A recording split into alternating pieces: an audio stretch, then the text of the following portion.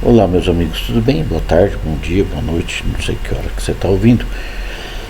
E domingo nós falamos de andar no Espírito e ele amplia muito o assunto. O Edson tinha começado a ser igual a Cristo, a Jesus, e domingo nós conversamos sobre isso. E agora, uma pessoa que não anda como Cristo, ele é cativo do pecado. Isso que eu ia explicar no domingo, não deu tempo, que se alongou muito, né? Eu não gosto de alongar mais que uma hora e pouco na palavra, e começou a se alongar, então eu parei, né? E agora nós vamos continuar. Legal? Então tá bom. Então, para a gente enxergar a atuação do Espírito Santo aí, quebrando o domínio do pecado e da carne nas nossas vidas, a gente precisa reconhecer que Paulo trata a lei do pecado como sendo um cativeiro. Como assim? Porque está assim em Romanos 7:22. Abre lá. Romanos 7:22 e 23 também. Fala assim, ó. Porque segundo o homem interior, tenho prazer na lei de Deus, mas vejo nos meus membros outra lei, guerreando contra a lei do meu entendimento e me levando cativo à lei do pecado que está nos meus membros, né? E como funciona isso? Olha o que Davi falou parecido no Salmo 119, verso 97, está falando assim: como amo a sua lei, é minha meditação o dia todo. Depois Salmo 1, verso 2 fala assim: mas o seu prazer está na lei do Senhor, né? Então, na lei de Deus, como que funciona isso? Então, a palavra lei aqui está sendo usada como um grande sentido aqui, para a gente notar todas as comunicações que Deus fez para controlar o homem. Então, se você entende o sentido que Paulo está falando aí, dessa briga de lei, briga de sentimento aí, ele ficou satisfeito com o que estava acontecendo. Uma marca da piedade, vamos chamar assim, é estar satisfeito, né, com os requisitos que Deus dá, né? Então, depois do homem interior, em relação ao homem interior que Paulo está falando aí, a expressão homem interior é usada algumas vezes aí para falar sobre a parte racional do homem em oposição à sensual, carnal, que é a emocional, que alimenta somente a alma, né? Às vezes a mente em oposição ao corpo. Compara aí 2 Coríntios 4,16, se você gosta de estudar, né? E 1 Pedro 3,4. Bom, mas vamos voltar. Lei. Pensa bem, qual é a lei que o camarada segue? Quando eu era novinho, já fui um dia, você também, né? E eu era uma pessoa muito guiada pela lei da carne. Então o que acontecia comigo? Eu gostava de depredar coisa, pichar, fazer e tal. Eu era terrível. E a minha lei era satisfação. É estranho, né? Dá uma satisfação estranha. Então quando você consegue fazer alguma coisa, eu acho que eu era tão competente que eu sentia prazer quando tinha algo registrado, algo marcado, algo que eu destruía, algo que acontecia, não sei. Era uma lei de prazer estranha. Aí quando a gente tem a vontade de não ter consequências, que é pecado, o salário do pecado é a morte. Quando a gente tem uma vontade de não ter consequências, então a gente tem que ter um padrão. Como a gente é muito carnal, vive em função do sentimento, a gente precisa de um padrão.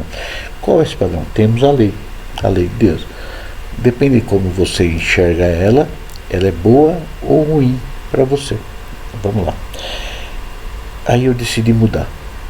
Eu falei, até hoje não deu certo. Estava com 35 anos. Até hoje não deu certo. Então eu preciso mudar. E aí eu sentei numa varanda e comecei a ler Deuteronômio 28. E aí falou sobre bênção e maldição, se atentamente ouvir a voz do Senhor teu Deus, guardar todos os mandamentos e estatutos que hoje te ordeno, E aí eu comecei a ler alguns mandamentos, estatutos, e aí ele falava assim: bem-aventurado o homem que faz tal coisa, que ele é assim, que ele é assado, que ele é não sei o quê. Falou feliz. Então ele deu uma norma para o cara ser feliz. Mas ele não falou nada contra a rebelião. Ele só falou para você ser feliz é tal coisa. É sinal que automaticamente ele já sabia que quando o cara não faz isso, ele não é feliz. Por isso que ele procura fazer a lei. Então a lei é um padrão, tipo assim, eu consulto a lei falando: caramba, devo ou não devo fazer tal coisa? Aí você consulta lá, o resultado é ruim, então eu não vou fazer, certo? Ou Deus fala para não fazer, então é melhor não fazer, porque deve ter uma consequência ruim quando seu coração está perfeito, entendeu? Senão você sempre interpreta de outro jeito, fala alguma coisa e fala: a Bíblia já está falando aí eu preciso fazer um negócio, estou nervoso, ansioso, eu preciso, né, meu negócio está bom, mas eu estou inquieto com as coisas, né, eu preciso fazer outra coisa, tal. Então, pela lei de Deus e lógica, às vezes você vê um negócio bom, mas não é para você fazer. Então, pela lei, ensina você a tirar a ansiedade primeiro, tirar o que está de primeiro, e aí você vai ser uma pessoa que vai pensar 10 vezes e ver a lógica, né? Ver certinho. Se fosse um cara do mundo, a lei do pecado, o cativeiro do pecado é: faça o que você achar melhor, se livra do problema. O que vai dar isso? Problema.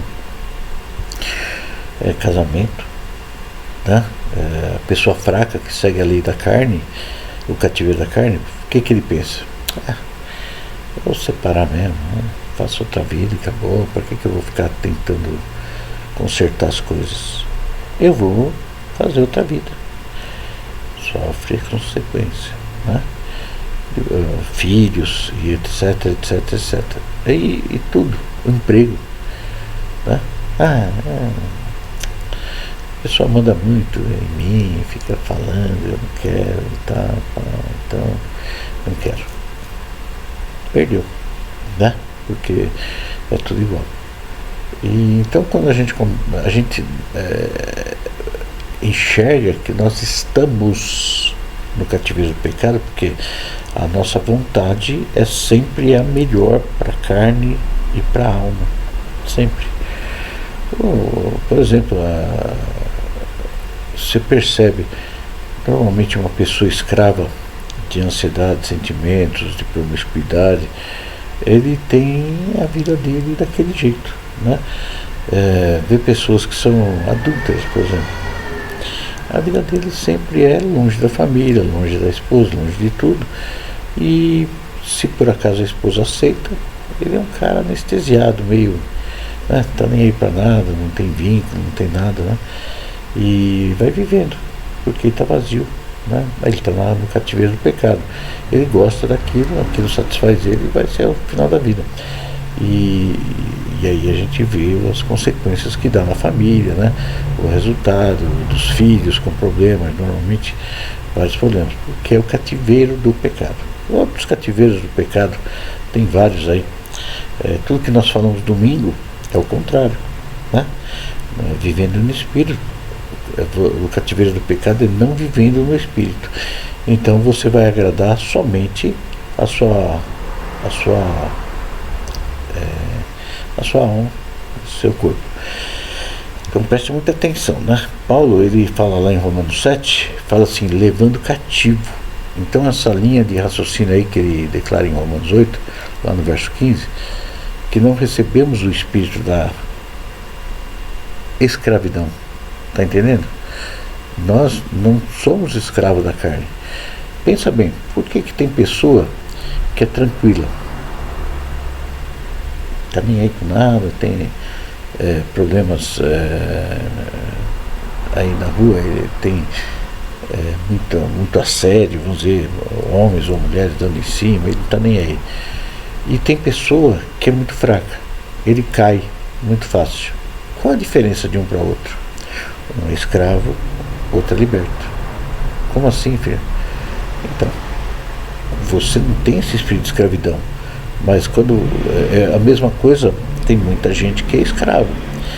Por exemplo, uma pessoa que é manipulada pelo Satanás, sobre vício, sobre gula, sobre nervoso, como a gente falou todo domingo. Quando uma pessoa dessa, ela não tem força para mudar, isso é um cativeiro. Isso é um cativeiro. Mas ela é livre para falar não. Até no relacionamento de namoro, sabe que vai dar errado, né? Ela fala não, acabou, começa tudo de novo. Mas, né? Quando a pessoa não consegue, é o espírito do cativeiro, tá? Mas isso, nós não recebemos esse espírito, nós adquirimos pela nossa criação, até os 9 anos, que eu sempre falo. Vamos dizer, se uma pessoa tem medo de perder alguém, ela vai ser escravo da outra pessoa. Se a pessoa tem medo de perder, o básico que tem, ele não progride. Como assim? O básico que tem. Por exemplo, se ele tem uma oferta de emprego melhor, mas acontece que ele tem medo de sair porque aquilo dá o dinheirinho dele lá, mas ele se acha incompetente para ir. Espírito de escravidão, tá? Então a lei do pecado e da morte é na verdade uma escravidão, para você entender. É muito amplo, eu dei pouquinhos exemplos, hein? Mas fala sobre sentimentos, sobre emoções. Por exemplo, o vício de qualquer coisa, até da televisão. Eu preciso assistir aquela série, porque aquela série me satisfaz. Ela me preenche aquele momento. Naquele momento eu me sinto muito bem, eu me envolvo na história. É uma escravidão. Tá entendendo? Eu preciso assistir tal coisa, porque me dá alegria. Escravidão do pecado, tá? Então veja a pessoa com algum vício, né? Por exemplo, uma pessoa amargurada incurável, né? Como eles estão escravos e não saem de jeito nenhum. Uma pessoa que é amargurada, por exemplo, né, que nós falamos, é uma pessoa que ela tem vergonha de ser boa. É incrível, né? Mas ela tem vergonha de ser boa. E ela gosta daquele estado de amargura, de mágoa, de não estou bem, não gosto de ninguém, não quero mais nada, não quero papo com ninguém, aquele lá é ruim, o outro é ruim. Ele cria uma escravidão. Acho que você está entendendo, você conhece pessoas assim, né? Então, depois do raciocínio desse cativeiro do pecado, se estende e apresenta a própria criação, né? Um ecossistema, escraviza e ele anseia pela libertação, né? É estranho, talvez você entenda, porque a criação, quando você lê Romanos 8, 19 até o 23, fala assim, ó, porque o Espírito, porque a criação, quer dizer, a criação somos nós, né? Aguarda com ardente expectativa de revelação dos filhos de Deus, porquanto a criação ficou sujeita à vaidade, que é o nosso cativeiro pelo pecado, vontade da carne, coisas que trazem nada de bom. Aí voltando, não por sua vontade, mas por causa daquele que a sujeitou, influência de Satanás, na esperança de que a própria criação há de ser liberta do cativeiro da corrupção, para a liberdade dos filhos de Deus. Amém. Por quê? Sabemos que toda a criação, conjuntamente, geme e está com dores de partos até agora. E não só ela, mas até nós, que temos as primícias do Espírito, também gememos, aguardando a nossa adoção, a saber, a redenção do nosso corpo. Entendeu? A nossa adoção verdadeira. Então a Bíblia está dizendo que assim como a criação e a humanidade gemem, assim também o Espírito Santo geme. Né? Geme com aqueles gemidos inexprimíveis que é falado, né? É quando a angústia grande de saber que estamos rodeados de pecados e coisas que nos deformam, né? E nos tiram a esperança de viver nesse local, por exemplo. Quando sair do mundo local, é exatamente nesse ponto que aparece a oração do Espírito Santo ligada ao vencer a carne. Então, quando a gente está desesperado contra o pecado, não é contra algo ou alguém, isso é carne. Quando a gente está angustiado que esse mundo não vai dar mais nada, nós não compactuamos com tanta amargura, aí o Espírito intercede por nós, tá bom? Romanos 8:26 fala assim: do mesmo também o Espírito nos ajuda à fraqueza, porque não sabemos o que havemos de pedir como convém, mas o Espírito mesmo intercede com gemidos inexprimíveis. Está entendendo, né? Então nós somos ajudados na fraqueza. Nós temos várias provas aí, né? Que fraqueza é essa? O contexto aqui do que a gente está falando, e mesmo outras coisas que a gente já falou, fala de uma só fraqueza, a inclinação da carne, que a gente sempre bate, né? É complicado. A única maneira de vencer a carne é com a ajuda do Espírito Santo. Se você se santifica, ele entra, ou fica, ou já está, mas ele cresce, ele começa a dirigir você. E como ele nos ajuda, é o contrário de como a gente falou. Quando você começa a ouvir uma música, seja ela a pior do mundo, você começa a gostar, vai ouvindo uma vez, 2 vezes, 3 vezes, 4 vezes, 5 vezes, tem alguma coisa lá que bate contigo, por exemplo, uma letra melancólica, que quando você está ruim, começa a bater a frequência, aí você começa a gostar dessa música. Como que você vence então? Como? Você se isola, mesmo gostando, começa a escutar outras coisas, né? E aí o teu espírito começa a se limpar, e essa limpeza, para você entender, ela começa a existir, que o espírito começa a aumentar, aí ele vai dirigir você de uma forma sobrenatural, né? Vamos lá, continuando.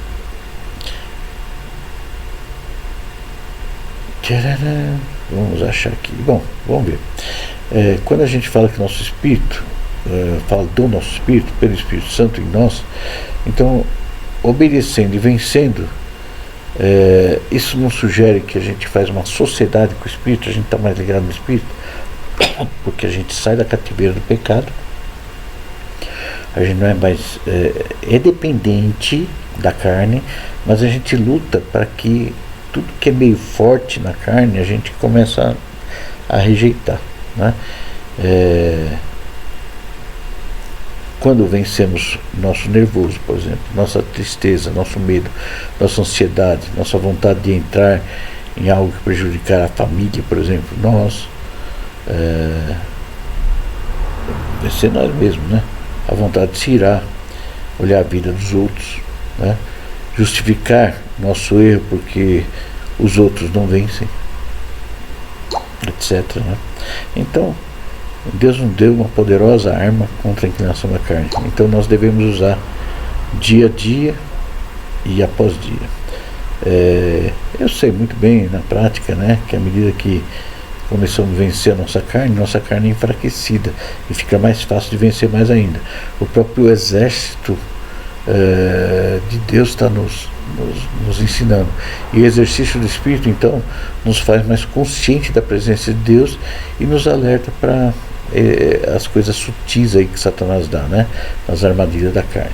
Então, orar e obedecer esses preceitos, como que se orar? Conversa com Deus diariamente, mostra a tua fraqueza para Ele só, né? É ter a ajuda do Espírito Santo, aí você começa a ter uma intimidade com Ele. Conforme você está orando, Deus já está mostrando as saídas. Você vai falar que é difícil, mas já mostra uma saída, né? Você tem que ter como parceiro o Espírito Santo. Então, pegando a outra ponta do peso, vamos dizer assim, né? Sozinho você não consegue. Vai nos auxiliar sempre, né? Quando a gente não consegue carregar o peso, o Espírito trabalha. Mas se não carregamos nossa ponta, nada acontece. Ele precisa estar equilibrado. Nós fazemos a nossa parte, o Espírito não vai fazer a nossa parte. Então o cativeiro da corrupção da lei, do pecado em nossa carne é quebrado ao agir no Espírito. Ele intercede por nós, pois de nós mesmos não saberíamos fazê-lo de forma correta. E se Ele ora da forma correta por nós, podemos ter certeza que assim veremos a resposta. Então a Bíblia não diz que o Espírito Santo intercede por nós lá no céu, mas que o Espírito de Deus intercede através de nós quando agimos. Que bacana, hein? Então, se queremos vencer, devemos intencional e deliberadamente investirmos tempo na oração, na comunhão, na igreja. É o que a Bíblia ensina, né? Porque fala assim, não é bom que você se ausente da congregação, como é costume de muitos, inclusive dos nossos, né? Nós precisamos ficar em cima. E também, primeira coisa, conhecimento da palavra, foi a arma que Jesus usou na tentação contra Satanás. Então, vencer a fraqueza da carne é, portanto, mais um dos múltiplos benefícios de exercitar a obediência sobre os sentimentos e emoções, ensinado por Deus na sua palavra, para a nossa plena vitória. Você está entendendo? Então eu queria que você entendesse sobre isso, de vencer a carne. Você não é cativeiro, não é cativo da carne. Se você não consegue vencer, você é, e está na hora de você realizar essa modificação. Nós queríamos fazer uma coisa chamada basta, não nessa semana, que vai ser, deixa eu ver o calendário aqui, não dia 5, mas dia 12. Dia 12 de março, sábado, nós vamos ter o basta. Você vai falar assim, que horário, pastor? Nós vamos ver, tá? Nós vamos ver um horário bom. Eu quero que você aproveite o máximo. Não vai ser muito longo, vai ser muito objetivo. E nós queremos, porque tem muita pessoa nova, que talvez você não conhece, mas eu estou trabalhando por fora aqui, e tem muita pessoa nova que a gente precisa trazer para o basta, trazer para o conhecimento da libertação. Está entendendo? E é isso que nós vamos fazer. Então, dia 12, se você tiver intenção de aprender um pouco mais, se inscreva no Basta. Você vai falar com a tia Neide, tá? Qual horário, pastor? Não sei ainda. Vai ser à tarde para de noite, talvez até à noite. Vai ter que pagar alguma coisa? Não sei. Talvez se a gente fizer um café mais reforçado e tal, talvez tenha uma taxinha qualquer aí das despesas, mas a gente vai ver isso aí, tá? Por enquanto, você não precisa esquentar a cabeça com isso, mas se você tem vontade, isso aí não vai ser problema não. Então se inscreva, por favor, e vai ser logo para a gente poder começar a trabalhar mais sério. Esse ano eu quero mais seriedade. Você que é mais velho, quer estar junto, quer aprender, vai ser um prazer você estar junto. Deus te abençoe e te guarde. Sobre ti resplandeça o rosto do Senhor, e que você seja uma pessoa vitoriosa. Vença, em nome de Jesus, o cativeiro.